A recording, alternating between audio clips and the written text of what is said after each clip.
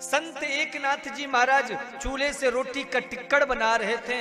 एक कुत्ता आया और वो कुत्ता आकर के महाराज रोटी संत एकनाथ जी के लेके दौड़ पड़ा, भागा। संत एकनाथ जी पीछे से घी की कटोरी लेके भागे। अरे प्रभु, सूखी रोटी क्यों खा रहे हो, रोटी में जरा घी तो चुपड़ लेने दो।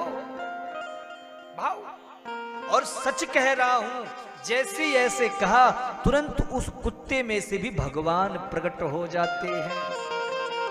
संत एकनाथ को बोले, संत एकनाथ तुमने मुझे इस रूप में भी पहचान लिया। देखा जाए यार, भगवान सर्वत्र है, पर मनुष्य कैसा बना है। बोले मनुष्य का स्वभाव तो ऐसा हो। कैसी रही हरिद्वार की यात्रा?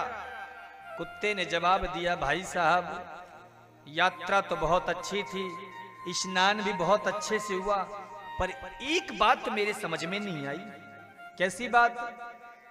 बोले भैया मैं जिस गली से निकलता, मेरी ही बिरादरी वाले, मेरी ही जात वाले मुझ पे भौंकने लग जाते थे।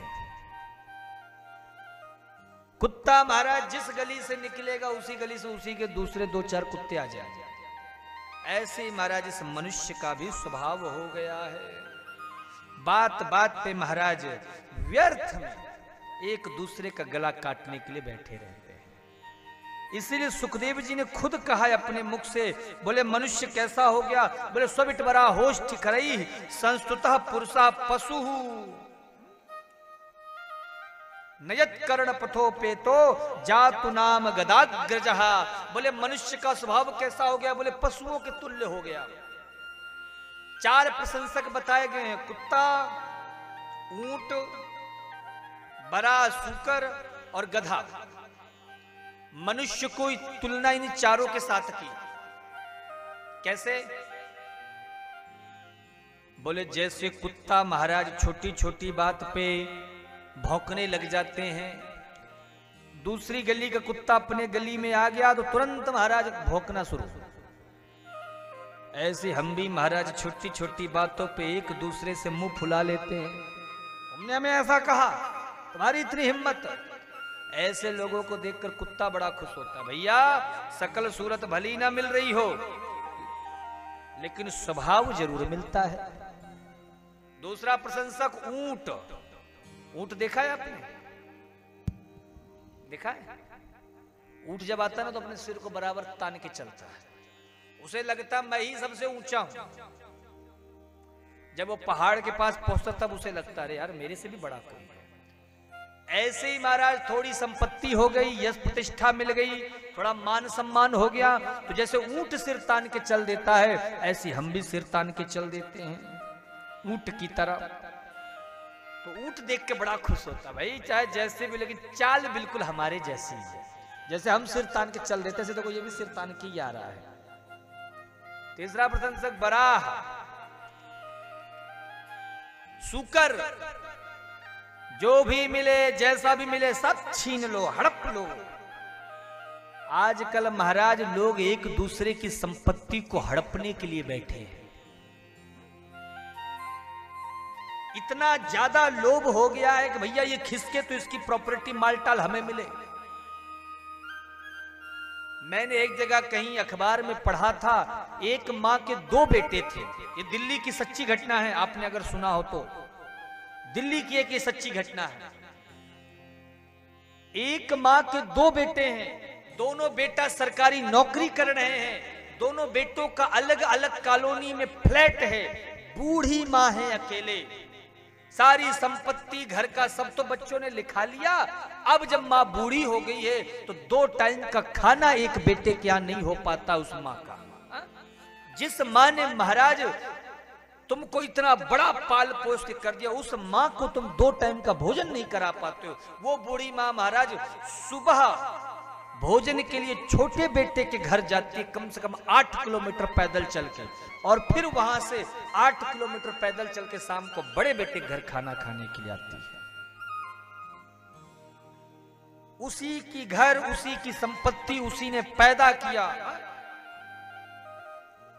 जो मां अपनी सुंदरता त्याग करके एक बच्चे को जन्म देती है, वही बच्चा जब बड़ा होता है तो एक सुंदर स्त्री के पीछे अपने मां बाप को त्याग देता है। ये कितना बड़ा दुर्भाग्य है। जिस मां ने अपनी जान को जोखिम में डाल करके तुम्हें महाराज इस संसार में जन्म दिया।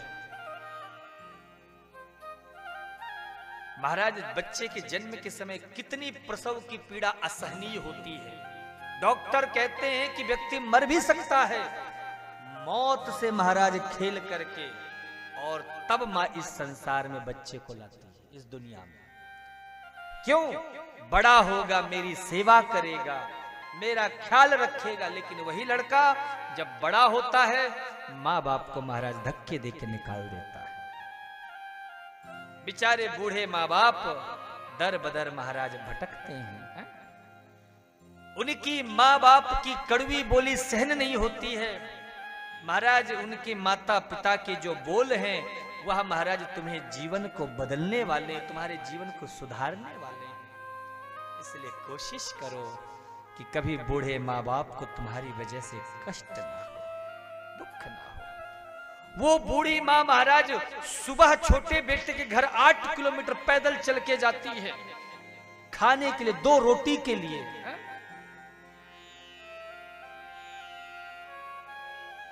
बताओ कितना स्वार्थी हो गया है मनुष्य।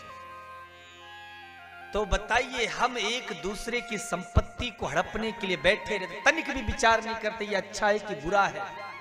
पहले लोग दूषित धन को लेने से डरते थे, भैया ये पाप की कमाई है, हमें नहीं चाहिए, हमारा परिवार बिगड़ जाएगा, हमारा कुल बिगड़ जाएगा। लेकिन आजकल कुछ लोगों का तो काम ही यही है। मैं कितने लोगों को सुनता हूं महाराज मूर्ख बना करके, क्योंकि मुझे ऐसा लगता है, मैं इतने राज्यों में जाता हूं, पर मुझे ऐसा लगता है कि जो छत्तीसगढ़ के लोग हैं वो सभी राज्यों के मुकाबले सबसे ज्यादा सीधे हैं। मुझे ऐसा लगता है। कितने बेचारे सीधे साधे भोले भाले लोग होते हैं, लेकिन कुछ महाराज चतुर लोग भोले भाले लोगों को मीठी मीठी बातों में फंसा करके, पता चलता है किसी का जमीन जबरदस्ती हड़प लिया, किसी का घर जबरदस्ती हड़प लिया, किसी का मकान जबरदस्ती छीन लिया। मैंने एक दिन अखबार में पढ़ा था, मैं नाम नहीं लूंगा उस जगह का, कि कोई सज्जन, कोई यही छत्तीसगढ़ का ही व्यक्ति, तमाम उसके पास जमीन जायदाद था, कोई धनी कोई व्यापारी व्यक्ति ने धीरे धीरे उसका सारा जमीन अपने नाम लिखा लिया, और अब महाराज वही व्यक्ति अपने ही घर में, जिस घर में वो रहता था उसी घर में महाराज किराए से रह रहा है। तो कुछ लोगों का महाराज दिन रात का काम है, इसका हड़प लो, उसका हड़प लो, ये ले लो, वो ले लो। इतना बड़ा पेट हो गया है कि तृष्णा समाप्त होती ही नहीं। गोवा दरिद्रो ही विशाल तृष्णा श्रीमाश्चको यस्य समस्ततोषा को दीर्घ रोगो भव साधो, को दीर्घ रोगो भव एव साधो किमौषधम तस्य विचार एवा। दरिद्र कौन है? जिसमें तृष्णा अधिक है। श्रीमान कौन है? जिसके पास संतोष है। जब आवे संतोष धन सब धन दूरी समान। जन्म मरण का रोग ही सबसे बड़ा कष्टदायी है, और परमात्मा का चिंतन ही इस भव सागर से पार लगाने वाली नौका है, औषधि है। सबसे बड़ी रोगों की औषधि परमात्मा का चिंतन है। बस जैसे सूकर को महाराज कोई भी वस्तु का बोध न, जो भी मिलता है सब खा लेता है, सारी गंदगी खा लेता है, इसी प्रकार से महाराज हम भी इसका हड़प लो, उसका हड़प लो, ये ले लो, वो ले लो। चौथा प्रशंसक गधा, खरई। गधा देखा है आपने? गधा क्या करता है? बोलो। बोझा ढोता रहता है। बुढ़ापा आ गया, लाठी का सहारा है, ठीक से चल भी नहीं पा रहे हैं। कहो बाबा जी भजन करो, पता जवाब क्या मिलता है? महाराज भजन करना है पर अभी नातिन का ब्याह एक और हो जाए, एक नातिन का ब्याह और हो जाए फिर भजन ही करना है। लो, बच्चे सोच रहे हैं कि बाबा जी जाएं तो पीछे से नातिन का ब्याह करें, और बाबा जी कह रहे हैं जब तक नातिन का ब्याह नहीं होगा मैं जाऊंगा नहीं। अभी भी बोझा ढो रहे हैं। और एक दिन क्या होता है, जब तक बल होता है गधा खूब मेहनत करता है, पर आपने कभी देखा किसी गधे को किसी उसके मालिक ने शाबाशी दी हो, वाह बड़ा जबरदस्त गधा है महाराज, बहुत मेहनत करता है, खूब गधा बोझा ढोता है, पर जहां बल गया, शक्ति गई, सामर्थ्य गया, उसका मालिक उसको धक्के देके निकाल देता, भाग यहां से, अब तेरा कोई काम नहीं, निकल। ऐसे जब तक बल होता है, शक्ति होती है, 4-5 पैसे कमा रहे हैं, तब तक खूब बच्चे सेवा करते हैं, पिताजी गिव मी वन चांस, सेवा का मौका दीजिए, हमें सेवा करना है आपका, खूब बादाम के हलवा खिलाए जाते हैं। पर जहां धन गया, बल गया, शक्ति गई, तब महाराज जैसे गधे को धक्के देके नहीं निकाल देते, भाग यहां से, ऐसे ही महाराज निकाल दिया जाता है। जाइए पिताजी, कोई तीर्थ व्रत करिए, यहाँ कोई काम नहीं है आपका, फालतू में कभी बिजनेस मड़ंगा डालते, कभी कुछ में, हमें अपने मर्जी से चलाने दीजिए। तो बोलो, जब व्यक्ति को धक्के देके निकाल दिया जाता है तो वो गधा भी बड़ा खुश होता है, जैसे आज मेरी हालत है वैसे तेरी भी हालत है। तो सच सच बताना मेरी माताओं, क्या मनुष्य पशु तुल्य नहीं हो गया है? बोलो, डर रहे हो क्या? तो फिर बोलो, मनुष्य कैसा है? पशु तुल्य। महाराज इस मिट्टी के देह का अभिमान है?